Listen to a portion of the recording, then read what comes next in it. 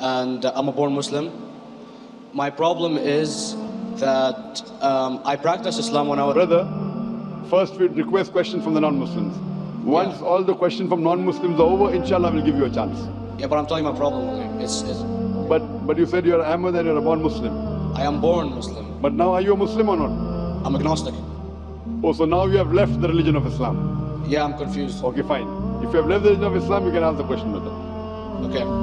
So my question is, how come I don't have the faith that you and the other Muslims have and some of my friends, even though I practiced Islam a lot and I even did Umrah, but I still do most of the sins that are forbidden in Islam, and I sometimes am lazy to do the prayer and the other subjects we have to do in Islam. I have read many books and about other religions and conspiracy theories and documentaries and such. I even have seen your own videos on YouTube, and there are many questions that go around my head about Allah and the Messenger and Muslims in general. And basically the most important question is, you said in one of your debates or questions that Allah is the creator and He's uncreated. But I have realized, how can the uncreated exist? And if He exists, how can we notice Him? How can we see Him or hear Him or feel Him or know of His existence if He's uncreated in our own dimension or so? That's one of the questions. Brother Ahmed said that he is a born Muslim. He comes from Iraq. He read the Quran, he read the books, but he commits many sins. He believes maybe sometimes he's agnostic and he's lazy for praying. Brother, before I answer your main question, if you do sins and if you're lazy for praying, that does not make you a non-Muslim. As long as you believe that praying is fard. Sometimes you miss, it's a sin. It's a major sin that you sometimes don't pray, but that doesn't make you a non-Muslim. If you say praying is not required, then you're doing kufr. But if sometimes you do sin, sometimes minor sin, sometimes major sin, it is haram, it's forbidden, but that does not throw you outside the fold of Islam. There are sometimes waswasa of the shaitan asking you, you're a Muslim, but this is wrong in Islam, this is wrong, and it does deviate the person's mind. At that time maybe your iman may be low, but these things should not make you consider that you're non-Muslim. Regarding a question that I mentioned in my speech, and you're right, that Almighty God is the creator, but He Himself is uncreated. You asked the question, how can the uncreated, how can we see the uncreated, and how it's possible? Allah subhanahu wa ta'ala is Khaliq, is the creator, and by definition He's uncreated. Because normally people say that when they try and prove in logic that everything has a creator, who created this table, the carpenter, from where he got, from the tree, who created the tree, so it goes back to Allah. So when many of the people try to convince an atheist, they try and say that everything has a creator, and then they get trapped when the atheist asks him who created Allah. So if you hear my tapes, I never go that way. I ask the atheist that how did you come to know about the universe? How did you come to know about the functioning of the stars, of the sun? And he says, and goes back, that the creator. So it's the vice versa. So if you know how to deal with logic, you don't trip over this problem with the atheist trap, the Muslims or the believers, by saying who created Allah. By definition, Allah is uncreated. And if you ask the question, who created Allah?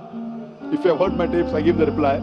That suppose a person comes and says that my brother John. Yeah, I know, I saw that, I heard that's funny, but I mean, how does He exist if He's uncreated? Not that is Allah. Yeah. That's the difference between you and Allah. How does He exist? Means He was existing. He doesn't have a beginning. You and I have a beginning, that's human being. So that's the difference between us and Allah. You can't say that Allah has to be like us. If Allah is like you and me, why should we worship Him? I see, but have you heard of the phenomenon, the Big Brother, used by various orders and political agendas to control the people and such by implementing it into multiple gods, and then later on it became a monotheistic religions all over the world to make it easier for Big Brother, sorry, I've never heard of the religion Big Brother. It's not a religion, it's like a theory, an idea, basically. For example, does it say? Yes? What does this idea say? What does it say? Is that when you have a big brother, it's easier for you to live life. When you have someone watching you the whole time, understanding you the whole time, protecting you the whole time, being with you the whole time, and you can talk to him, although he never talks to you back, maybe in your dreams, do it to your mind and such, it's easier for you to live. While a human who does not have a big brother, and is not easily controlled into doing so, and having complete freedom is a danger for the major ruling powers and such. What does it say? I don't understand. Big brother may be the big brother, may not be the... What does it have to do with Islam and God? What does it have to do? Because basically Allah is watching you the whole time. So you want to say that Allah is like a big brother? Indeed, you use him for your protection, so you won't be scared. You know what I mean? See, this is the hypothesis. Hypothesis. If you have heard, how do I convince an atheist? If you have heard my answer, that you said that you're agnostic, you're atheist. Yeah. So first thing I do to an atheist is I congratulate him. What? I congratulate him. Have you heard my answer of atheist? Yeah, you congratulate them and stuff. But I haven't seen your debates with the atheist. I just saw your answers on some questions. Fine, so you haven't seen the answer of atheist? No, but I've seen your debate with David William Campbell, and that's William Campbell is not an atheist. Yeah. Now when an atheist tells me he does not believe in God like your theory of Big Brother, yeah. And if you believe in that theory, I will ask you, first thing I do to the atheist, I congratulate him. You know why? Yeah, because they think and they don't follow what their parent does and such stuff like that. No. I congratulate him because he is not doing blind belief. The other people are doing blind belief. He is a Christian because father is a Christian. He is a Hindu because father is a Hindu. Most of the Muslims are Muslim because father is a Muslim. He is thinking. He says there is no God. He has said the first part of the Islamic Shahada, La ilaha. The reason I congratulate him is because he has said the first part of the Islamic Shahada, Islamic creed, La ilaha. The only thing I have to do is illallah, which I shall do inshallah. So if you have heard my answer, an atheist becomes an atheist because he believes in science, he believes in logic. So I ask him that if an equipment is bought in front of him, which no one in the world has ever seen, and if the question is asked that who will be the first person who will be able to tell you the mechanism of this new equipment, what is the answer? Of course, he's going to tell you the producer or the maker of this equipment. Creator, producer, maker. So when we ask him questions that how did this universe come into existence, he will talk about the Big Bang. This what we're going to talk is already mentioned in the Quran 1400 years ago in Surah Anbiya chapter number 21 verse number 30. Avalam yaral lazina kafaru anna samawati wal arda kanat ratkan fataknahuma. Do not the unbelievers see that the heavens and the earth were joined together and we clove them asunder. This what you came to know 50 years back is mentioned in the Quran 1400 years ago. Who could have mentioned that? Well, in various civilizations in like 2000 or 5000 BC before Islam came or Christianity itself, there was various civilizations that are good in astronomy and they know more about our solar system than we do now, sadly. Brother, your knowledge of science is little, not in depth. I do agree. There are certain things which were known as hypotheses. For example, we came to know, we were proved that the earth was spherical in 1577.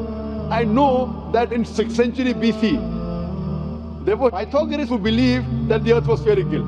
But the same Pythagoreans who believed the earth was spherical also believed that the earth was the center of the universe, which is wrong. You show me one civilization which believes 100% what the Quran has mentioned. I challenge you. What you say, so do you mean to say there was a person who said, okay, this civilization, out of 100 things, these 2 things are right. Out of 100 things, these 5 things are right. Out of this 100, and picked and chose. Who can do that? No one besides the Creator. Even if you know that there were 10 different civilizations, hundreds of civilizations, there is not a single civilization that you know in the past which knew 100% of science what we know today. So where is your logic? Where is your theory? I do know that certain things are hypotheses, which were proved later on. But there is not a single civilization which knows everything what is mentioned in the Quran. So the answer goes back to the original question, who could have collected this in the Quran? Someone 1400 years back, could he do and say, okay, out of these 100 things, these 3 are right, out of these 100 things, these 2 are right, out of this are... It's not possible. Mathematically, it's not possible.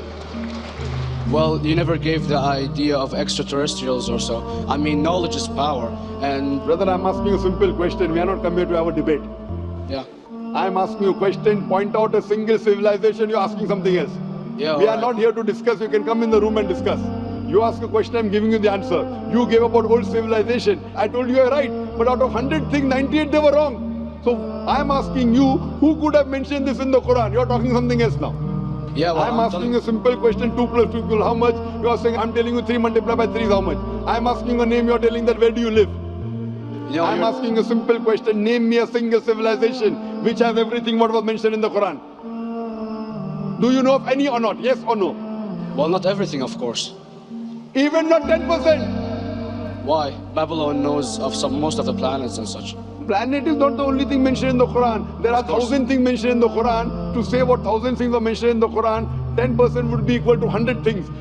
Did Babylonian civilization knew about 100 things mentioned in the Quran? No, because they You don't cannot. have They knew 5 or 6 things.